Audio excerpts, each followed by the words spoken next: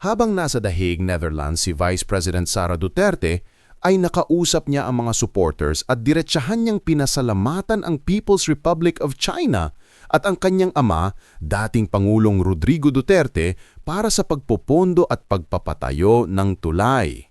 BBM hindi man lang nabanggit sa pasasalamat, pumunta at nagpa-picture, wala naman palang tulong galing sa kanya. Hello mga kababayan! Kumusta kayo? Welcome back sa channel.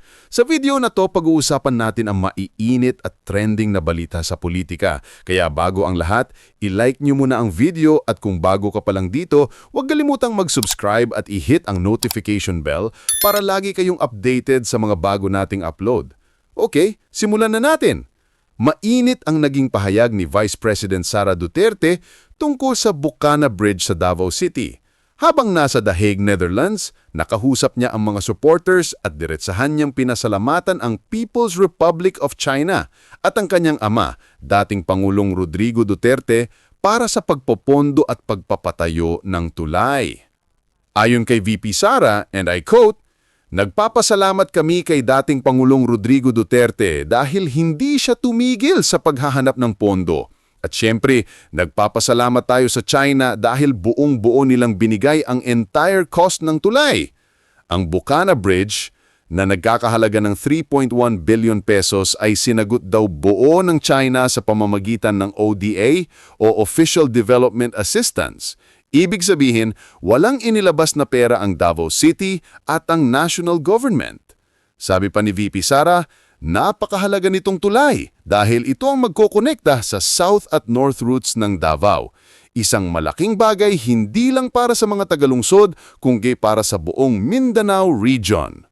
At eto pa mga kababayan, December 15 daw nakatakdang buksan ang Bukana Bridge na magdudurugtong sa Barangay 76A, Bukana at Matina, Aplaya. So malaking development talaga to para sa traffic at transport sa Davao.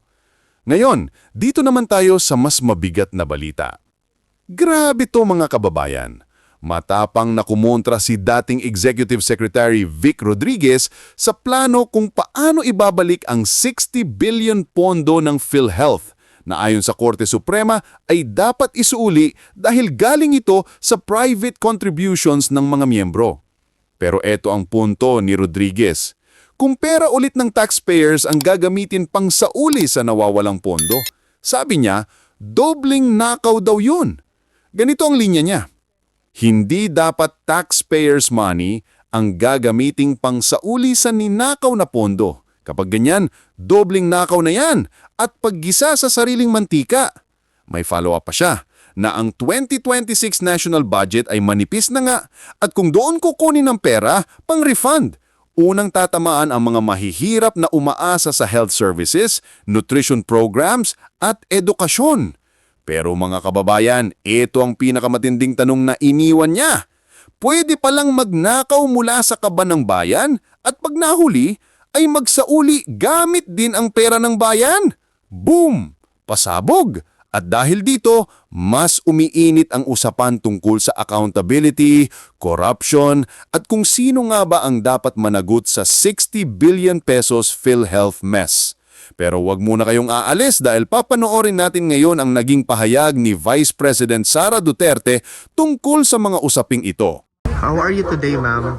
I'm okay. How's our visit today with the former president? Yes, okay lang naman yung bisita. It was a good day today. And we talked about the unconstitutionality of the transfer of the PhilHealth funds, 60 billion of it. And it was decided that it should be returned. That's correct. Yes, to PhilHealth. And then we talked about the inauguration of or the inauguration on Sabato. Inspection daw Opening of the Davao Bukana Bridge.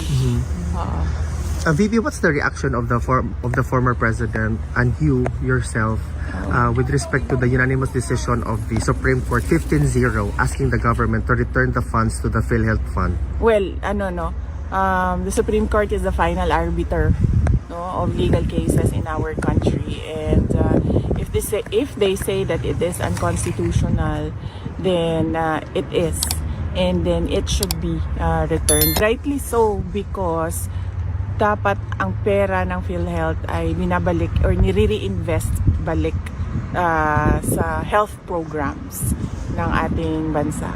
VP Inday, earlier we talked about the Bukana Bridge, and you made mention that you're going to refer the Yes. situation with the former president. Ano po yung decision ni Yes, former president? nag-ano lang ako kanina kung pwede ko ba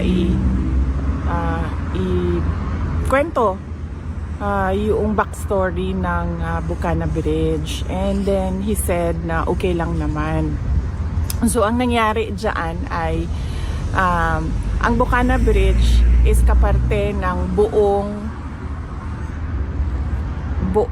coastal road ng Davao City. So hindi siya yung coastal road hindi siya makakatawid ng Bangkerohan River kung wala yung Bukana Bridge.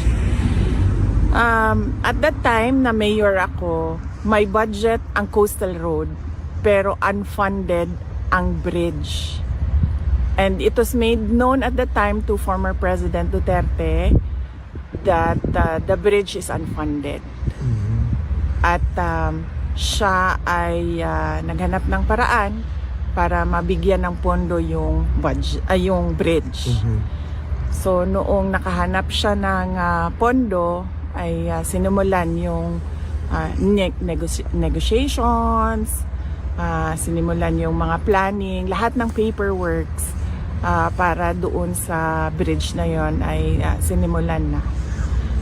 But ngayon, nandyan na yung bridge, so dapat nating pagpasalamatan para sa akin bilang isang Dabawenyo at syempre sa mga tiga Mindanao na din, dahil nagbe-benefit din sila doon sa coastal road na yun, no? Traveling from south to north of Davao in the region.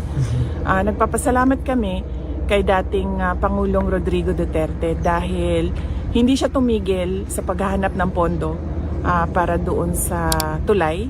At syempre nagpapasalamat tayo sa People's Republic of China dahil buong-buo nila binigay yung entire cost ng tulay na iyon. So walang gastos ang City Government of Davao, walang gastos ang Pilipinas para tayo magkaroon ng bridge na iyon. At napakahalaga ng bridge na iyon dahil hindi mag-connect ang south to north kung wala yung bridge. What is your reaction, VP, with the statement of President Bongbong Marcos saying that this is one of the 4 legacy projects under his administration so far? Basta sa akin, yun na lang.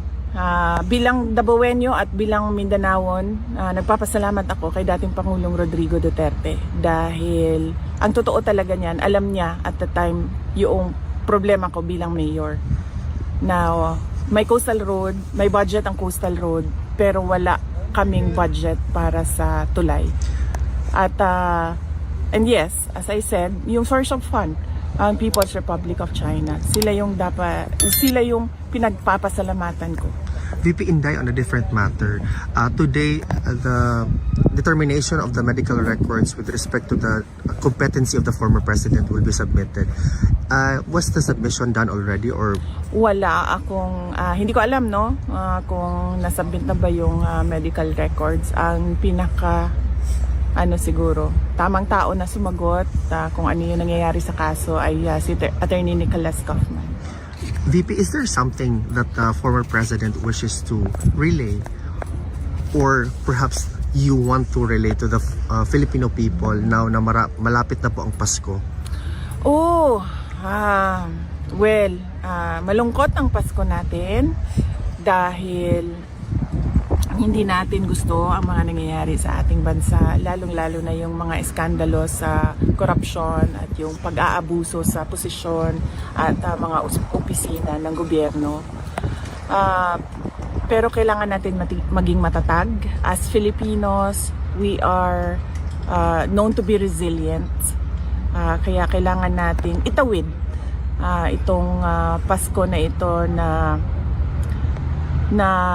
merong pag-asa sa ating mga puso. At syempre ipagdasal natin yon na mas maganda ang ating taong 2026 sa kung ano man yung dinaanan natin ngayong 2025. Thank you, VP. May question bang iba? Ma'am, pwede, may mga bali-balita po kasi na yung ibang media po is pinalalabas po nila na overpriced daw po yung nabili ng OBP na CCTV. Wala pong findings na ganon ang Commission on Audit.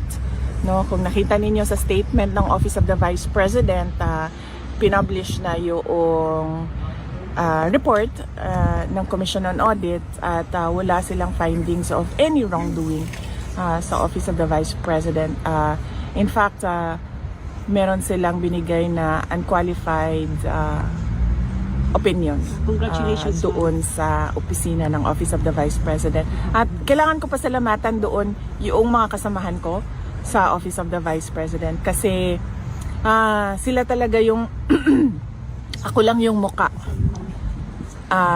ng opisina, pero lahat ng paperworks, lahat ng trabaho sa mga utos ko, lahat ng legwork, trabaho yan ng mga personnel ng Office of the Vice President. Kaya papasalamat ako sa kanila dahil nakuha nila yung ano bang tawag?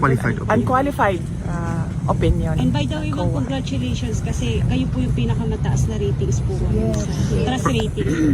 Yes, opo. Nagpapasalamat din ako niyan sa ating mga kababayan, no, na nakikita nila yung trabaho ko bilang Vice President at trabaho ng mga kasamahan ko sa Office of the Vice President at malaki ang kanilang tiwala sa kakayahan namin at yes, so nagpapasalamat ako sa mga kababayan natin at kahit man na bumaba or tumaas yan, pabago-bago ang numbers, rest assured that the Office of the Vice President will continue to faithfully serve the Filipino people. One more, ma'am. Yes, ma'am. Any reaction, ma'am, kasi sabi po ni BBM is willing daw po siya makipagdialogo sa inyo para daw po sa ika-uunlad ng Pilipinas.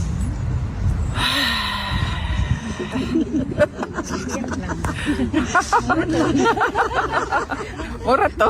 Okay. May iba pa bang question, guys? Sige, go ahead. Ma'am, ano pong masasabi niyo kay Sandro Marcos na siya itinaguriang pork barricade?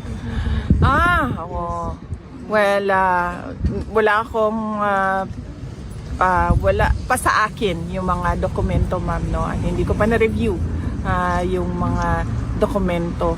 So, hindi muna ako mag-comment sa ganyan. Pero ang pwede ko pong i-comment ay madami talagang mga insertions ang iba't ibang mga congressman. Kasama na si Congressman Sandro Marcos. At nakikita natin sa papel yun. Hindi siya chismis, hindi siya yung gawa-gawa lamang. Kasi nakikita talaga siya sa mga documents, yung mga insertions ng project. Thank you, ma'am. VP, just one last question. Are you prepared for a possible impeachment complaint filed next year? Yes, we're about to release a statement about the impeachment, no. So lalabas namin 'yan sa Monday. Tinatapos lang namin ngayon. Meron lang ako mga edits and amendments doon.